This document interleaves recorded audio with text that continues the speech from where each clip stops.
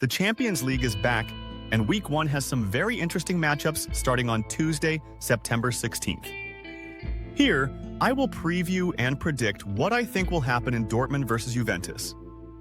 This matchup will be chaotic and definitely involve constant back-and-forth football as both teams thrive in transition rather than controlling play.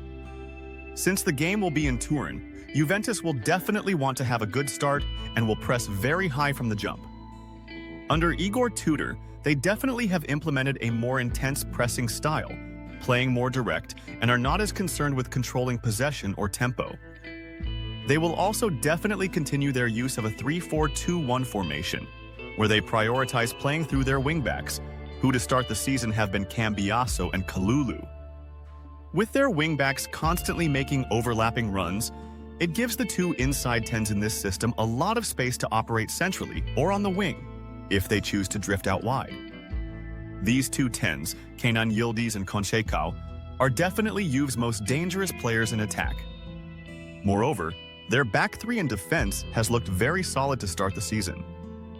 They haven't conceded a single goal in their opening 2 games in Serie A and look very comfortable in the back. The only issue I can find in this current Juventus team is their 2-man midfield, typically operated by Thuram and Locatelli.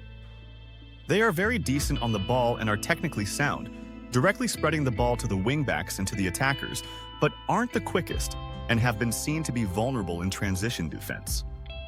They can easily be overrun in midfield against an opposing midfield that is physical and enduring, which can cause some costly defensive errors as they are unable to escape the press. They may be forced to drop more players in midfield, which would negate any offensive presence they would have had. However, I don't believe this will be a problem against Dortmund, especially if Niko Kovac puts out the same lineup he has to start the season. Dortmund also uses the same system as Juventus, with a 3-in-the-back formation, constantly using their wingbacks, adding an extra body in defense, using a high press, and thriving in transition. But the problem in midfield for Dortmund is even more drastic than it is for Juventus.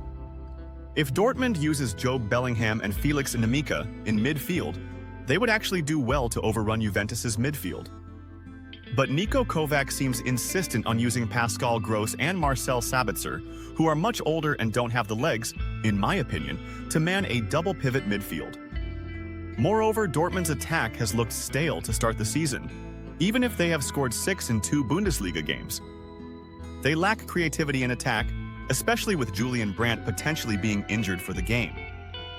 With that being said, players like Yan Couto, Serhou Guirassy, and Carney Chukwuemeka do look sharp to start the season. So if Kovac prioritizes the use of these players in the attack, then Dortmund can look dangerous and scrape some counter chances against Juventus's defense. Lastly, I originally thought Juventus would run all over Dortmund because of Dortmund's severe injury issues in defense with Nico Schlotterbeck, Emre Can, and Niklas Süle all out with injury. But in their last game against Union Berlin, Loni, Aaron Anselmino, and Waldemar Anton looked very comfortable on the ball and strong in defense. They both also looked to constantly progress the ball through the middle of the pitch, which led to Guirassy's 2nd goal against Berlin. This type of directness was lacking last season, and with their improvement in this department, Dortmund can cause Juventus some problems. Even with these promising signs, however, I just think some of Dortmund's defenders are too inexperienced. They also constantly have difficulty defending when the opposition spreads the field wide and the back three is forced to cover the wingers. Here, I believe players like Anton and Ben Sebaini will really struggle to defend players like Yildiz and Conceição. So, even though I think Dortmund will cause problems and have looked sharper compared to last season, their defense won't hold up against Juventus's fluid and quick transition play, especially with the game being in Italy. I predict Juventus will beat Dortmund 2-1. If you like this kind of football content, please like and subscribe.